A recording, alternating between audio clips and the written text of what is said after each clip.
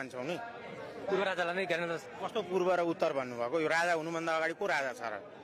तपाईँको प्रश्नमा राजा कसलाई मान्नुहुन्छ भने कसलाई मान्ने त? तपाईँलाई मान्ने त? तपाईँलाई त तपाईँको साथीले मान्दैन, तपाईँको गर्लफ्रेन्डले मान्दिन, तपाईँको श्रीमतीले मान्दिन, सबैले मानेको मान्छे को हो त यो देशको? पृथ्वीनारायण शाह हो नि। उसको वंशजको राजा हुन्छ नि। अहिले उसको वंशजको प्रतिनिधित्व गर्ने सबभन्दा बुढो मान्छे को छ?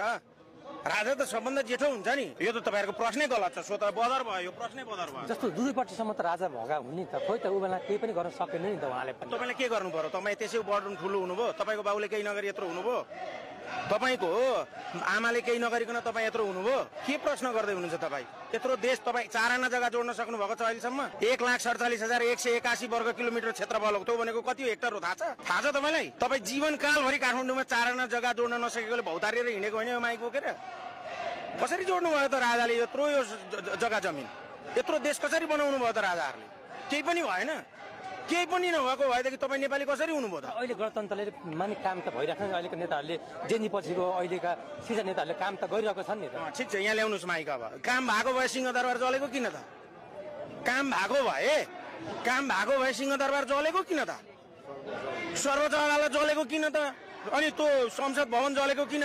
सरकारको 3टा अङ्ग हुन्छ क्या भाइ, कार्यपालिका, संसद अनि व्यवस्थापिका। है, व्यवस्थापिका, न्यायपालिका, 3टा अङ्गमा 3टै अङ्ग जलाइदिए जनताले। वडा कार्यालय जलाइदिए, नगरपालिका जलाइदिए, नेता बस्ने घर जलाइदिए। अनि अझै पनि तपाईँ राजा आउँछन् र राजा नयाँ को आउँछ त? प्रचण्ड चाहियो अझै तपाईँलाई? तपाईँलाई अझै केपी ओली चाहिएको हो?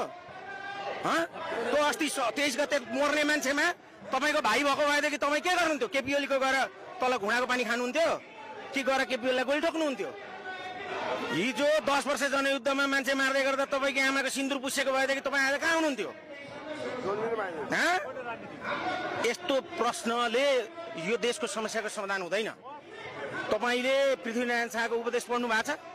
पृथ्वीनारायण शाह को हुन् थाहा छ? अमरसिंह थापा को हुन् थाहा छ? बलभद्र कुँवर को हुन् थाहा छ? भक्ति थापा को हुन् थाहा छ? इतिहास थाहा छ? पहिला पढ्नुहोस्, तपाईँहरूले अध्ययन गर्नुहोस्। त्यही भएर तपाईँले पृथ्वीनारायण शाहलाई पहिला पढ्नुहोस् अनि देशमा राज संस्था किन आवश्यक छ भन्ने कुरा महसुस गर्नुहोस्। जस्तो अब गणतन्त्रले के काम गर्थ्यो भने तपाईँ यो माइक लिएर यहाँनिर आएर 2-4 हजार 5-10 हजार कमाउनुको लागि युट्युब च्यानल खोलेर बसिराख्नुहुन्थ्यो? यही देश अमेरिका हुन्थ्यो नि, यही देश बेलायत हुन्थ्यो नि, तपाईँको तलब आज 2 लाख 4 लाख हुन्थ्यो होला नि। यसरी माइक तेर्साउनेको सिङ्गापुरमा कति तलब हुन्छ अनि तपाईँको कति तलब हुन्छ? तुलना गर्नु न। तपाईँको त्यो स्थिति हुन्थ्यो भने यो गणतन्त्र ठिक थियो, यो देश बच्थ्यो भने यो गणतन्त्र ठिक थियो, तपाईँ सुरक्षित हुनुहुन्थ्यो भने यो गणतन्त्र ठिक थियो। भाद्र 23 र 24 गते यो देशको प्रधानमन्त्री सुरक्षित